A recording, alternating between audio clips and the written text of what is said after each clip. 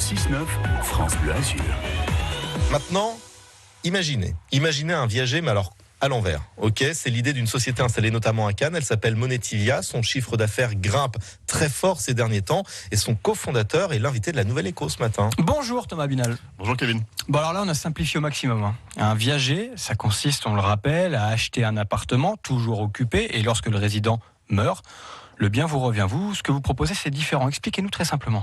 Alors l'idée, c'est de proposer des solutions qui soient plus sécurisées sur le plan financier et qui soient aussi plus éthiques. Alors plus sécurisées sur le plan financier, ça veut dire quoi ? Ça veut dire sortir d'une transaction où il peut y avoir un gagnant et un perdant pour avoir toujours une transaction avec un prix qui soit juste. Et un prix qui est juste dans l'immobilier quand vous avez un bien occupé, c'est un prix tout simplement qui va s'ajuster à la durée pendant laquelle le bien est occupé par le résident, ou bien n'est justement pas occupé par celui qui a les murs, qui a fait un placement et qui attend. Voilà.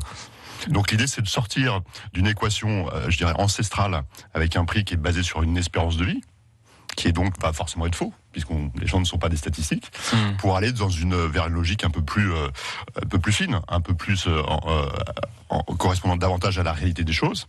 Donc on fait une transaction où le vendeur vend son bien, reste chez lui. Il va toucher un capital en fonction de combien de temps on imagine qu'il reste chez lui. Mais surtout, on ne va pas s'arrêter là. On va prévoir de pouvoir corriger ce prix dans le futur. Et on fixe une durée ?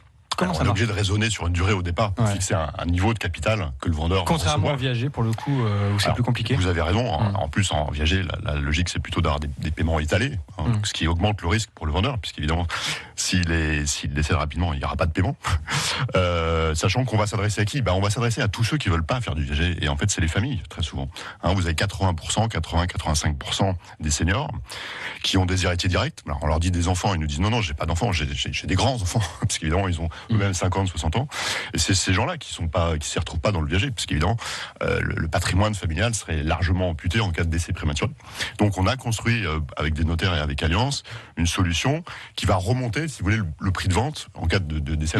Mais si moi je suis acheteur, par exemple, quel intérêt j'ai à faire ça plutôt qu'un viager ? Un viager, c'est un pari, on va pas se mentir, c'est un pari sur la vie, en fait, un viager. Oui, exactement. On espère, et c'est là que moralement ça se discute, que la personne va mourir dans des durées pas trop longues, quoi. C'est ça, en fait, c'est terrible à dire. Exactement. Et du coup, Kevin, je vous pose la question, est-ce que c'est vraiment ce que vous avez envie de faire quand vous investissez en immobilier ?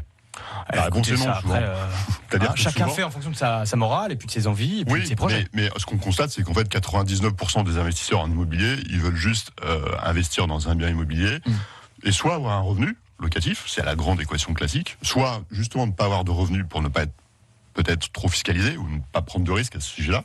Et ils veulent juste, du coup, si le bien est occupé et qu'ils n'ont pas de revenus, ils veulent juste payer un prix qui tienne compte précisément de pendant combien de temps ils n'auront pas de loyer.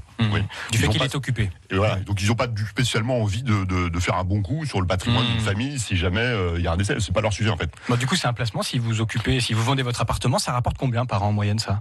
Alors ce qu'on appelle le TRI, c'est-à-dire le taux de rendement, enfin la rentabilité capitalisée, si vous voulez, d'opérations en nue propriété comme ça côté acheteur, c'est à peu près aux alentours de 3% de façon mécanique. C'est-à-dire que vous achetez un bien, par exemple, 65, sur une certaine durée, un bien qui vaut 100 aujourd'hui, si le marché bouge pas, à la fin de la durée sur laquelle on a raisonné, vous serez à peu près à 3%. Donc ça n'a rien de... Voilà, c'est juste l'idée, c'est d'avoir un placement qui soit un peu plus rentable et moins risqué que le locatif. Et non pas... Sans être flamboyant non plus, 3%, ça reste... Voilà. Et puis si vous avez de la chance, le marché augmentera et vous aurez aussi... je dirais une survalorisation liée à la progression du marché. Ça s'appelle Alors la société s'appelle Monetivia. Le contrat en question dont on parle, qui est spécifique pour les familles, s'appelle le contrat Monetivia. C'est ça. C'est une vente en nue propriété et avec un prix ajusté. En nue propriété. Voilà. Et vous avez du boulot, je crois, en ce moment, du côté de Cannes. On a du boulot et du coup on recrute absolument. On voudrait se développer dans la région parce qu'il y a beaucoup de besoins. Il y a beaucoup de seniors qui veulent récupérer du capital, notamment pour aider leurs enfants.